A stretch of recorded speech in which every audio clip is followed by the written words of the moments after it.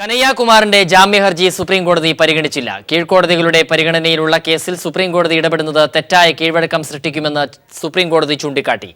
കനയ്യയോട് ഹൈക്കോടതിയിൽ ജാമ്യഹർജി നൽകാനും ജസ്റ്റിസ് ചെലമേശ്വരന്റെ നേതൃത്വത്തിലുള്ള ബെഞ്ച് നിർദ്ദേശിച്ചു. കനയ്യയുടെ അഭിഭാഷകർക്ക് കോടതിയിൽ ഹാജരാകാൻ വേണ്ടത്ര സുരക്ഷ നൽകാനും കേന്ദ്ര സർക്കാരിന് ഉത്തരവിട്ടു. കനയ്യയുടെ അഭിഭാഷകർ ദില്ലി ഹൈക്കോടതിയിൽ ജാമ്യഹർജി സമർപ്പിച്ചു. അതേസമയം പട്യാല കോടതിയിൽ ആക്രമണം നടത്തിയ BJP അഭിഭാഷകർ ദില്ലിയിൽ പ്രകടനം നടത്തി. കീഴ്ക്കോടതികളിൽ സുരക്ഷയില്ലാത്തതുകൊണ്ടാണ് സുപ്രീം കോടതിയെ സമീപിക്കേണ്ടി വന്നതെന്നറിയിച്ചാണ് കനയ്യയുടെ അഭിഭാഷക ജാമ്യഹർജിയിൽ വാദം ആരംഭിച്ചത്. പട്യാല കോടതിയിൽ നടന്നത് പ്രത്യേക സാഹചര്യം മാത്രമല്ല, ജീവന് നേരെയുള്ള ആക്രമണമായിരുന്നുവെന്ന് കനയ്യയുടെ അഭിഭാഷക ബൃന്ദ ഗ്രോവർ അറിയിച്ചു. ഇത്തരത്തിലുള്ള സാഹചര്യങ്ങളിൽ സുപ്രീം കോടതിയെ സമീപിക്കാൻ ഭരണഘടന അനുവാദം തരുന്നുണ്ട്. പക്ഷേ കേന്ദ്ര സർക്കാരും ദില്ലി പോലീസും ജാമ്യഹർജിയെ ശക്തമായി എതിർത്തു. കീഴ്ക്കോടതിയിൽ സുരക്ഷയില്ല എന്നത് ജാമ്യത്തിനുള്ള കാരണമല്ലെന്ന് ദില്ലി പോലീസ് വാദിച്ചു. സുപ്രീം കോടതി കനയ്യയ്ക്ക് ജാമ്യം അനുവദിച്ചാൽ അത് തെറ്റായ സന്ദേശം രാജ്യത്തിന് നൽകുമെന്നും കേന്ദ്ര സർക്കാരും അറിയിച്ചു. കനയ്യ ദില്ലി ഹൈക്കോടതിയെ സമീപിച്ചാൽ ആവശ്യമായ സുരക്ഷ നൽകാൻ തയ്യാറാണ്. കനയ്യയുടെ അഭിഭാഷകർക്ക് കോടതിയിലെത്താനും വാദം നടത്താനുമുള്ള സുരക്ഷയൊരുക്കാൻ കേന്ദ്ര സർക്കാരിന് സുപ്രീം കോടതി നിർദ്ദേശം നൽകി. അതേസമയം കഴിഞ്ഞ തവണ സുപ്രീം കോടതി നൽകിയ നിയന്ത്രണങ്ങൾ ലംഘിച്ചുകൊണ്ടാണ് BJP അനുകൂല അഭിഭാഷകർ അക്രമം നടത്തിയെന്ന കനയ്യയുടെ അഭിഭാഷക വാദിച്ചെങ്കിലും ജസ്റ്റിസ് ചെലമേശ്വരന്റെ നേതൃത്വത്തിലുള്ള ബെഞ്ച് അത് അംഗീകരിച്ചില്ല. സുപ്രീം കോടതി നിർദ്ദേശമനുസരിച്ച് കനയ്യ ദില്ലി ഹൈക്കോടതിയിൽ ജാമ്യഹർജി നൽകി. പട്യാല ആക്രമണത്തെ തുടർന്ന് സുപ്രീം കോടതി നേരത്തെ നിയോഗിച്ച 5-അംഗ കമ്മീഷൻ സംഭവത്തെക്കുറിച്ചുള്ള റിപ്പോർട്ട് രേഖാമൂലം നൽകി. ഇത് പരസ്യമാക്കണമെന്ന് കമ്മീഷൻ തന്നെ ആവശ്യപ്പെട്ടെങ്കിലും അക്കാര്യത്തിൽ തിങ്കളാഴ്ച തീരുമാനമെടുക്കാമെന്ന് സുപ്രീം കോടതി അറിയിച്ചു. പട്യാല കോടതിയിൽ ആക്രമണം നടത്തിയ അഭിഭാഷകർക്ക് പോലീസ് സമൻസ് അയച്ചതിനെതിരെ BJP അഭിഭാഷകർ ദില്ലിയിൽ പ്രകടനം നടത്തി. പട്യാല കോടതിയിൽ നിന്നും ഇന്ത്യ ഗേറ്റിലേക്കായിരുന്നു പ്രകടനം. ആക്രമണം നടത്തിയ അഭിഭാഷകർ നേതൃത്വം നൽകി. Santhosh സർലിംഗ്, news bureau, Delhi. JNU വിഷയത്തിൽ 6 ഇടതു പാർട്ടികൾ സംയുക്തമായി രാജ്യവ്യാപക പ്രക്ഷോഭത്തിന് ആഹ്വാനം ചെയ്തു. ദില്ലിയിൽ ചേർന്ന 6 ഇടതു പാർട്ടികളുടെ യോഗത്തിൽ ഈ മാസം 23 മുതൽ 25 വരെ പ്രതിഷേധ പരിപാടികൾ നടത്താനും തീരുമാനിച്ചു. ജനങ്ങളുടെ ഭരണഘടനാപരമായ അവകാശങ്ങൾക്കെതിരെ ആക്രമണം അഴിച്ചുവിടുന്ന കേന്ദ്ര സർക്കാർ നടപടിക്കെതിരെയുള്ള രാജ്യവ്യാപക പ്രക്ഷോഭത്തിനാണ് ഇടതു പാർട്ടികൾ ആഹ്വാനം ചെയ്തത്. ഫെബ്രുവരി 23 മുതൽ 25 വരെയാണ് അഖിലേന്ത്യാ പ്രക്ഷോഭം. CPIM, CPI, RSP, forward block, CPI, ML, SUCIC പാർട്ടികൾ സംയുക്തമായാണ് പ്രക്ഷോഭം നടത്തുന്നത്. ദില്ലിയിൽ AKG ഭവനിൽ ചേർന്ന യോഗത്തിന് ശേഷമാണ് തീരുമാനം. JNUവിനെ RSS കേന്ദ്രമാക്കി മാറ്റാനുള്ള കേന്ദ്ര സർക്കാർ നടപടിയിൽ ഇടതു പാർട്ടികൾ പ്രതിഷേധം രേഖപ്പെടുത്തി. 23rd, 24th and 25th. These campaigns will be conducted in all the states amongst the Indian people. The left parties have appealed to all progressive democratic secular forces to join these protest actions against the wild charges that are being leveled by the RSS BJP. ഇല്ലാത്ത തെളിവുകളിൽ police arrest ചെയ്ത കനയ്യകുമാറിനെ വിട്ടയക്കണമെന്ന് ഇടതു പാർട്ടികൾ ആവശ്യപ്പെട്ടു. Delhi Patiala house കോടതിയിൽ പരിധി വിട്ടുള്ള സംഘർഷം നടത്തിയ അഭിഭാഷകർക്കെതിരെ നടപടി സ്വീകരിക്കണമെന്നും ഇടതു പാർട്ടികൾ സംയുക്തമായി ആവശ്യപ്പെട്ടു. JNU വിഷയത്തിൽ ഇടപെടണമെന്നാവശ്യപ്പെട്ട് ദേശീയ തലത്തിലെ ഇടതു പാർട്ടികൾ ഇന്ന് വൈകിട്ട് 6 മണിക്ക് രാഷ്ട്രപതി പ്രണബ് മുഖർജിയുമായി കൂടിക്കാഴ്ച നടത്തും. RJD, JDU, NCP ചെറിയ ചില സാങ്കേതിക തകരാറുകൾ. SAR ഗിലാനിയുടെ ജാമ്യാപേക്ഷ പട്യാല ഹൗസ് കോടതി തള്ളി. ഗിലാനി ജുഡീഷ്യൽ കസ്റ്റഡിയിൽ തുടരും. അഫ്സൽ ഗുരു അനുസ്മരണ ചടങ്ങിനിടെ ഇന്ത്യ വിരുദ്ധ മുദ്രാവാക്യം വിളിച്ചു എന്നാണ് ഗിലാനിക്കെതിരായ കേസ്. സരിതയുടെ സഹായിയും എബ്രഹാം കലമണ്ണിലും തമ്മിലുള്ള സംഭാഷണത്തിന്റെ 2ാം ഭാഗം പീപ്പിൾ TV പുറത്തുവിട്ടു. മുഖ്യമന്ത്രിക്കെതിരായ തെളിവുണ്ടെങ്കിൽ നശിപ്പിക്കണമെന്ന് എബ്രഹാം കലമണ്ണിൽ ബിനുവിനോട് ആവശ്യപ്പെട്ടു. മുഖ്യമന്ത്രിക്കായി താൻ ഇടനില നിൽക്കാമെന്ന് കലമണ്ണിൽ സംഭാഷണത്തിൽ സരിതയുടെ സഹായിയോട് പറയുന്നുണ്ട്. എന്താണ് സാർ പറഞ്ഞാൽ മതി. എൻ്റെ സാർ പറഞ്ഞു സാറോട്ട് സംസാരിക്കുന്ന കാര്യം സംസാരിക്കണമെന്ന് പറഞ്ഞു. അല്ലല്ല, ഞാനല്ല പറയുന്നത്, ഞാൻ നമ്മുടെ കുട്ടികാരിയായിട്ട് സംസാരിക്കണം. എങ്ങനെയാണ് ഈ കാര്യം നമുക്കത് ക്ലിയർ ആക്കാൻ പറ്റുമോ? അവതരിപ്പിക്കുന്നത് അതോ നമ്മൾ ഉദ്ദേശിക്കുന്നു കൊടുക്കുന്നതല്ലോ. അപ്പൊ അതുകൊണ്ട് ഞാൻ പറയാൻ വന്നത് അത് എന്താ നമ്മള് പറഞ്ഞില്ല മറ്റേ ഞാനിപ്പോ നാളെ മറ്റേ കക്ഷി കണ്ടിട്ട് ഞാൻ ഒരു കമ്മ്യൂണിക്കേഷൻ കഴിഞ്ഞപ്പം അവരാരാണ്ടും ചികിത്സിച്ചതാണ്, ആരാണ്ടൊക്കെ പറഞ്ഞ പിടിച്ചില്ലയോ അവർക്ക് കിട്ടിയില്ലയോ കൊടുത്തില്ലയോ അവർ ചോദിക്കുന്നുണ്ട്. പക്ഷെ നമുക്കൊന്നും അറിയത്തില്ല. ഞാൻ പറഞ്ഞു ഓക്കെ എന്നാ പിന്നെ അങ്ങനെ പറഞ്ഞിട്ട് ഞാൻ വിളിക്കുന്നത് മനസ്സിലായി. അപ്പൊ അത് അവിടെ ഇവിടെ എല്ലാം കൂടെ കുറവാക്കി അറിവൊന്നും നടക്കുന്നില്ല. അതെ അതെ. ഏതാണ്ടൊരു കാര്യം പറയുന്നു, ആ ആൾ ചെയ്യുന്നല്ലോ ആ ഒരു ഇതിന് ശരിയാക്കപ്പെട്ട് അന്നുള്ള രീതിയിൽ എന്നോട് ഞാൻ ഇതിനകത്ത് കാണുന്നത് അത് എന്താ പറ്റി, ഞാനത് ഒരു കാര്യം ഏറ്റാൽ അത് ഒന്നും പിടിച്ചു തരാം. പക്ഷെ അത് എന്താണ് എങ്ങനെയാണ് കാര്യം ഇപ്പൊ ഇത്രയും ഞങ്ങൾക്ക് അവർ പറയുന്നു. പക്ഷെ കുഴപ്പമുണ്ട്, കുഴപ്പമുണ്ടാകും, കുഴപ്പമുണ്ടായി കുറയും എന്ന് പറഞ്ഞപ്പോൾ അതെന്താണ് ഏതാണെന്ന് ചോദിച്ചത്. ഞാൻ പറഞ്ഞു ഞാനത് പറയാമെന്ന് പറഞ്ഞു. അപ്പൊ അതുകൊണ്ടാണ് ഇപ്പൊ ഏത് രീതിക്ക് എന്താണ് ചെയ്യേണ്ടതെന്ന് സാർ പറഞ്ഞാൽ മതി, നമുക്കത് ആലോചിക്കാം. അല്ലാതെ അതല്ല, നമുക്ക് എന്തെങ്കിലും കുഴച്ചിൽ വരുത്താനുള്ള കാര്യം നമ്മുടെ ഉണ്ടോ? അതാവണം. കുഴച്ചിൽ വരുത്താൻ കയ്യിലുണ്ട്, കുഴയ്ക്കാമെന്ന് പറഞ്ഞതല്ല നമുക്കവിടെ പറയാൻ പറ്റുമല്ലോ. ഏതാ അത്രേ ഉള്ളൂ. അല്ലെങ്കിൽ അത് നിങ്ങൾ പറഞ്ഞോളൂ, പറയാതെ ഏതാ കുഴച്ചിൽ വരുന്ന കാര്യങ്ങളുണ്ട് സാറേ. അല്ല, ഞാനത് അത് രേഖാമൂലം അല്ലെങ്കിൽ എന്നോട് പറഞ്ഞ് ഞാൻ പറയുന്ന പോലാണ് കാര്യം. അപ്പൊ അവർ മനസ്സിലാവല്ലോ. അപ്പോൾ നമുക്ക് എന്താണ് കാര്യം, എങ്ങനെ അത് കുഴക്കി മാറ്റുന്നത്? ആരും കാര്യം മുന്നിൽ ഇറങ്ങി ചെയ്തത് എങ്ങനെ ചെയ്യാം. മുഖ്യമന്ത്രിക്ക് വേണ്ടി തെളിവുകൾ നശിപ്പിക്കാൻ സരിതയോട് ആവശ്യപ്പെട്ടിട്ടില്ലെന്ന് എബ്രഹാം കലമണ്ണിൽ. സരിതയെ തനിക്ക് അറിയില്ലെന്നും കലമണ്ണിൽ സോളാർ കമ്മീഷനിൽ മൊഴി നൽകി. വിനുകുമാറുമായി സംസാരിച്ചുവെന്നത് സത്യമാണെന്നും അത് സോളാർ കേസുമായി ബന്ധപ്പെട്ടായിരുന്നില്ലെന്നും എബ്രഹാം കലമണ്ണിൽ മൊഴി നൽകി. മുഖ്യമന്ത്രിക്ക് വേണ്ടി തെളിവുകൾ നശിപ്പിക്കാൻ എബ്രഹാം കലമണ്ണിൽ ആവശ്യപ്പെട്ടെന്ന് സരിത സോളാർ കമ്മീഷനിൽ മൊഴി നൽകിയിരുന്നു.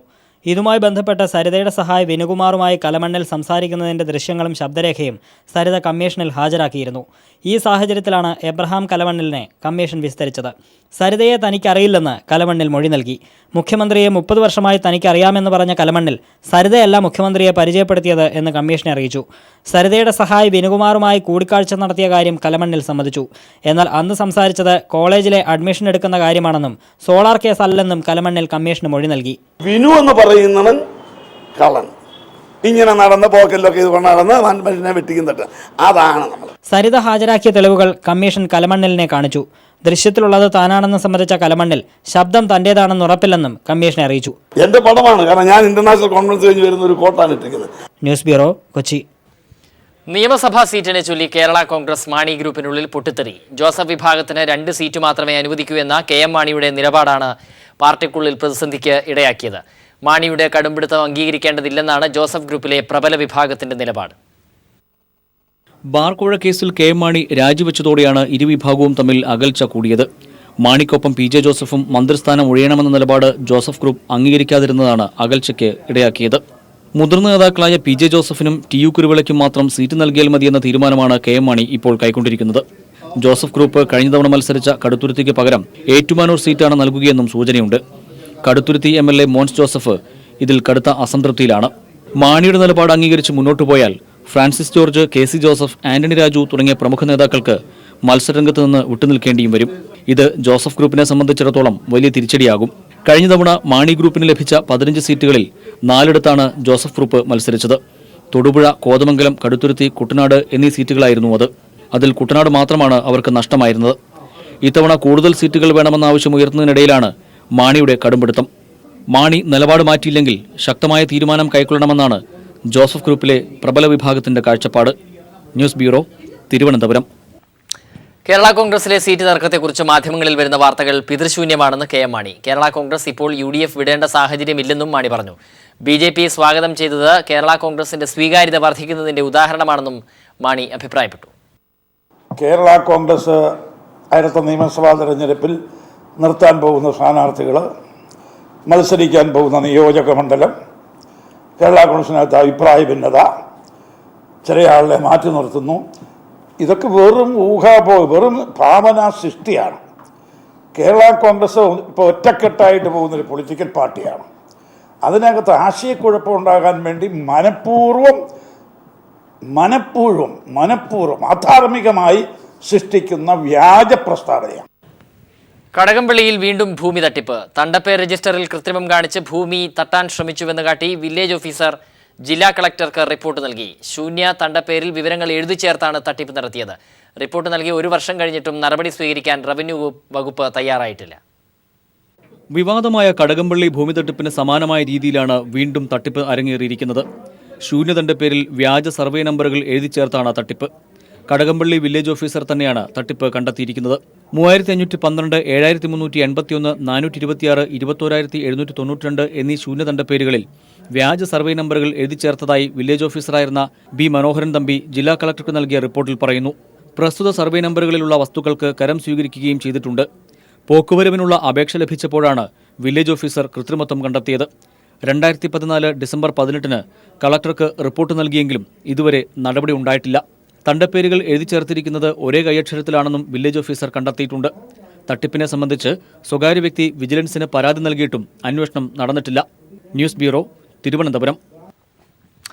നിയമസഭാ തെരഞ്ഞെടുപ്പിൽ പ്രമുഖ BJP നേതാക്കൾ മത്സരിക്കുന്ന മണ്ഡലങ്ങൾ തീരുമാനിച്ചു. സംസ്ഥാന പ്രസിഡന്റ് കുമ്മനം രാജശേഖരൻ നേമത്തും ഒ രാജഗോപാൽ വട്ടിയൂർക്കാവിലും മത്സരിക്കും. കൊച്ചിയിൽ ചേർന്ന BJP RSS നേതാക്കളുടെ ഉന്നതതല യോഗമാണ് ഇത് സംബന്ധിച്ച് തീരുമാനമെടുത്തത്. BDJS ഒരു മുന്നണിയുമായും ഔദ്യോഗിക ചർച്ച നടത്തിയിട്ടില്ലെന്ന് തുഷാർ വെള്ളാപ്പള്ളി. പാർട്ടിയെ ശക്തിപ്പെടുത്തുന്നതിനാണ് മുൻഗണനയെന്നും അദ്ദേഹം പറഞ്ഞു. അരിപ്പ ഭൂസമരത്തിന് ഐക്യദാർഢ്യവുമായി പ്രതിപക്ഷ നേതാവ് VS അച്യുതാനന്ദൻ സമരപ്പന്തലിലെത്തി. മുഖ്യമന്ത്രി സമരക്കാർക്ക് നൽകിയ വാക്ക് പാലിക്കണമെന്ന് VS ആവശ്യപ്പെട്ടു. കടന്നപ്പള്ളി രാമചന്ദ്രൻ, ഗാന്ധിയൻ, PV രാജഗോപാൽ തുടങ്ങിയവരും സംസാരിച്ചു.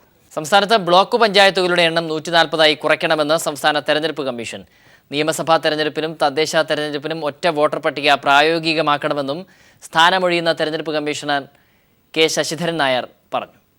സംസ്ഥാനത്തെ 152 ബ്ലോക്ക് പഞ്ചായത്തുകളെ 140ആക്കി പരിമിതപ്പെടുത്തണം. സ്വന്തമായി വരുമാനമില്ലാതെ ഗ്രാന്റിൽ മാത്രം പ്രവർത്തിക്കുന്നതിനാൽ വികസന കാര്യങ്ങളിൽ ബ്ലോക്ക് പഞ്ചായത്തുകൾക്ക് കാര്യമായി ഒന്നും ചെയ്യാനാകുന്നില്ല.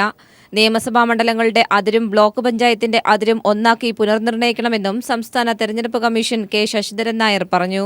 ഒരു അസംബ്ലി മണ്ഡലം ഒരു ബ്ലോക്ക് പഞ്ചായത്തിന്റെ രീതിയിലേക്ക് കൊണ്ടുവന്നു കഴിഞ്ഞാൽ ഈ കോമൺ ഇലക്ടറോൾ എന്ന് പറയുന്നത് പൂർണ്ണമായിട്ടും നമുക്ക് നടപ്പാക്കാൻ പറ്റുന്നത് മാത്രമല്ല, ഒരു അസംബ്ലിയിലെ ഡെവലപ്മെന്റൽ ആക്ടിവിറ്റീസ് അതാത് MLAക്ക് തന്നെ ആ ലോക്കൽ ബോഡിയിലേക്ക് കൊണ്ടുവരാൻ സാധിക്കും. സംസ്ഥാന സർക്കാർ സഹകരിച്ചാൽ മാത്രമേ കമ്മീഷന് തദ്ദേശ തെരഞ്ഞെടുപ്പ് പിഴവുകളില്ലാതെ പൂർത്തിയാക്കാൻ സാധിക്കൂ.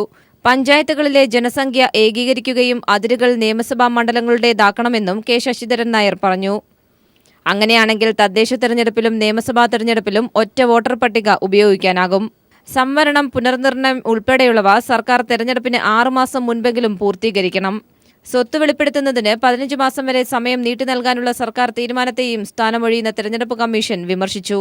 News bureau, Thiruvananthapuram. സേഡ് നാഗ്ജി ഫുട്ബോളിലെ രണ്ടാം സെമി ഇന്ന്. കഴിഞ്ഞ സീസണിൽ യൂറോപ്പ ലീഗ് റണ്ണറപ്പുകളായ യുക്രൈൻ ടീം നിപ്രോയും ഇംഗ്ലീഷ് പ്രീമിയർ ലീഗ് ടീം വാറ്റ്ഫോർഡും തമ്മിലാണ് പോരാട്ടം. ഇതുവരെയുള്ള കളികളിൽ ഒരു ഗോളും വഴങ്ങാതെയാണ് നിപ്രോ സെമിയിലേക്ക് ഇറങ്ങുന്നത്. ആദ്യ മത്സരത്തിൽ അത്ലറ്റിക്കോ പരാനയിൻസിനോട് പരാജയപ്പെട്ടെങ്കിലും പിന്നീട് ശക്തമായി തിരിച്ചുവന്ന ടീമാണ് വാറ്റ്ഫോർഡ് FC. ഇന്നലെ നടന്ന ആദ്യ സെമിയിൽ ബ്രസീൽ ക്ലബ്ബ് അത്ലറ്റിക്കോ പരാനയിൻസ് ഫൈനൽ പ്രവേശനം നേടി. ഐറിഷ് ക്ലബ്ബ് ഷംറോക്ക് റോവേഴ്സിനെ ഏകപക്ഷീയമായ ഒരു ഗോളിനാണ് പരാനയിൻസ് സെമിയിൽ പരാജയപ്പെടുത്തിയത്. BCCIയുടെ നിർണായക യോഗം ഇന്ന് ചേരും. ലോധ റിപ്പോർട്ടിന്മേലുള്ള പരിഷ്കാരങ്ങൾ BCCIയിൽ നടത്തണമെന്നുള്ള സുപ്രീംകോടതി നിർദ്ദേശം യോഗം ചർച്ച ചെയ്യും. തമിഴ്നാട് ക്രിക്കറ്റ് അസോസിയേഷന്റെ തീരുമാനം ചർച്ചയിൽ നിർണായകമാകും.